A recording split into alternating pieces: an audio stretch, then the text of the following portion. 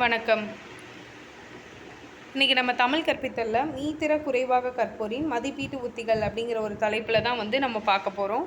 First இந்த மீத்திற குறைபாடு உள்ள மாணவர்கள் அப்படிங்கிறவங்க யார் அப்படின்னா, இப்போ ஒரு வகுப்பறை அப்படின்னு பார்த்தோன்னா அறிவியல், கற்பனை குறிப்பிட்ட துறையில் திறமையான உள்ள மாணவர்களும் இருக்காங்க, குறைவாக இருப்பவங்களும் இருக்காங்க. அப்போ அவங்கள தாண்டி பொதுவான அறிவு, சின்ன சின்ன விஷயத்துலையும் செய்கிறது ஒரு தடை, சிரமம் ஏற்படுறவங்கள தான் நம்ம அந்த மீத்திற குறைபாடு உள்ள மாணவர்கள் அப்படின்னு சொல்கிறாங்க. இப்போ இவங்ககிட்ட பார்த்தீங்க அப்படின்னா அவங்களோட திறன் அடிப்படையில் இவங்க வேறுபடுறாங்க அப்படின்னு சொல்கிறாங்க. அவங்களோட திறமை அப்படின்னு பார்க்கும்போது எப்படின்னா மற்றவங்களோட கம்பேர் பண்ணது மூலிமா சற்று குறைவாக காணப்படுது அப்படிங்கிறத நம்ம பார்க்கலாம்.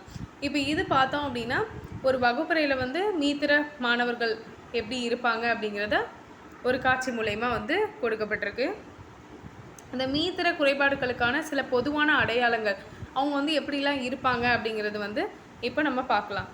படிப்பதில் சிரமம். இப்போ ஒரு அந்த குழந்தை எப்படின்னா படிக்கிறதுல கூட ரொம்ப சிரமமாக இருக்குது. ஒரு எழுத்துக்கூட்டி வாசிக்கிறதா இருக்கட்டும், ஒரு வாக்கியத்தை எழுதுறதா இருக்கட்டும், ஒரு சென்டென்ஸை மேக் பண்ணுறதா இருக்கட்டும், அதில் கூட எப்படின்னா ரொம்ப படிக்கிறதுல ரொம்ப கஷ்டப்படுது அப்படின்னு சொல்கிறாங்க. அப்புறம் ஒழுங்கமைப்பில் சிரமம், அதாவது அவங்களே பார்த்துக்கிறதுல ரொம்ப சிரமப்படுறாங்க.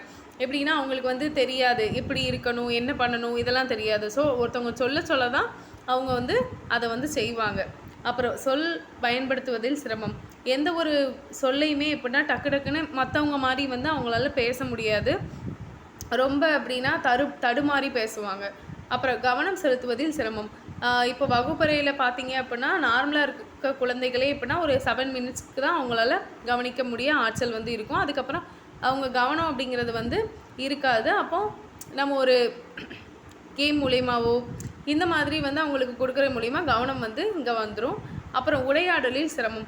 உரையாடல் அப்படின்னு பார்த்தோன்னா மற்றவங்கள்ட்ட கம்யூனிகேஷன் பண்ணுறது எப்படின்னா ரொம்ப அதில் சிரமப்படுவாங்க. பேசுகிற அந்த குழந்தைங்க பேசவே மாட்டாங்க, முக்கால்வாசி நேரம் ரொம்ப அமைதியாக இருப்பாங்க. அப்போ இந்த மாதிரி உரையாடும் போது ரொம்ப கஷ்டப்படுவாங்க அப்படின்னு சொல்லியிருக்காங்க. அடுத்து மீத்திற குறைவாக கற்போரின் மதிப்பீட்டு உத்திகள். இவங்களுக்கு என்னென்ன உத்திகள்லாம் இருக்குது அப்படிங்கிறத பார்ப்போம். இதில் எப்படின்னா அவங்களோட திறன்கள் அடிப்படையிலையும் தேவைகளையும் புரிந்து கொள்கிற வகையில் இந்த உத்திகள் அப்படிங்கிறது வடிவமைக்கப்பட வேண்டும் அப்படின்னு சொல்கிறாங்க. ஃபஸ்ட்டு அளவீட்டு குறியீடுகள். ஒரு மாணவன் அப்படின்னு பார்த்தோன்னா எந்த அளவில் பயிற்சி அவனுக்கு இருக்கோ அதை எப்படின்னா அதை நம்ம அறிஞ்சிட்டு அந்த குறிப்பிட்ட குறியீடுகளை பயன்படுத்துவது மூலம் அவன் அவனோட முன்னேற்றம் எந்த அளவுக்கு இருக்குது அப்படிங்கிறது நம்ம புரிஞ்சு கொள்ள முடியும் அப்படின்னு சொல்கிறாங்க. ரெண்டாவது என்ன அப்படின்னா ஒழுங்கமைக்கப்பட்ட கேள்விகள். ஒரு திறன் குறைவான இருக்க மாணவர்கள் அதற்கான ஏற்ற வகையில் அவனுக்கு கேள்விகளை கொடுக்கணும். ரொம்ப கடினமாக கொடுத்தா அவனால் புரிஞ்சுக்கிறது ரொம்ப கஷ்டமாக இருக்கும் அப்படின்னு சொல்லியிருக்காங்க. இந்த மாதிரி நம்ம கொடுக்கறது மூலிமா அவன் சீராக அப்புறம் தெளிவான வழிகாட்டுதலை அவன் அதை நோக்கி அவன் போயிட்டே இருப்பான் அப்படின்னு சொல்கிறாங்க. மூணாவது என்ன அப்படின்னா முன்னேற்ற பதிவு.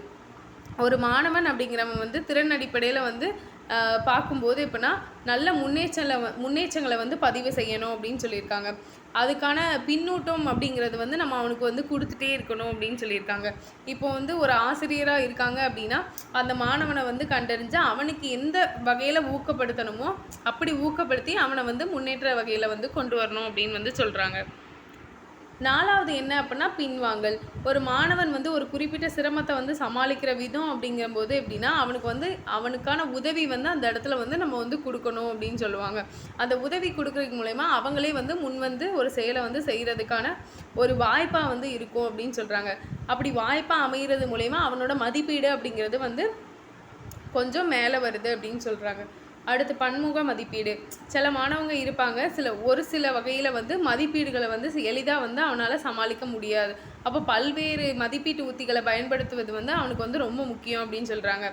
இப்போ அவங்களுக்கு எழுத சொல்கிறது, அப்புறம் ஓரலாக வாய்மொழியாக சொல்கிறது, இந்த மாதிரி நம்ம அவனை சொல்கிறது மூலிமா அவன் ஈஸியாக அவனால் முன்னேற்றம் பெற முடியும், அவனால் மதிப்பீட்டு வகையில் சிறப்பாக இருக்க முடியும் அப்படின்னு சொல்கிறாங்க.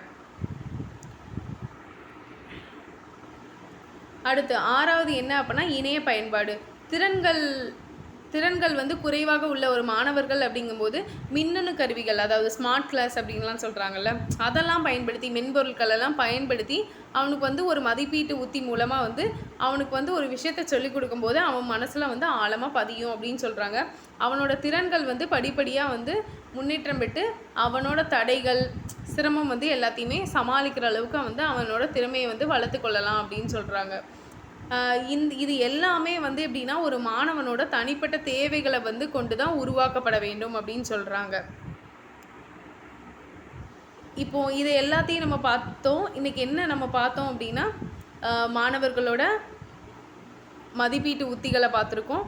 இப்போ வந்து ஒரு மாணவன் வந்து எப்படின்னா கற்கும் பொழுது அவனோட தேவையை கவனித்து அவனோட உதவிகளை வந்து அவனுக்கு கொடுத்து இருக்கிறது மூலயமா வந்து எப்படின்னா அவனோட சிரமம் எல்லாத்தையுமே வந்து கட்டுப்படுத்த முடியும், அவனை வந்து முன்னேற்ற வகையில் வந்து நம்ம வந்து ஆக்க முடியும் அப்படின்னு வந்து சொல்லியிருக்காங்க. நன்றி.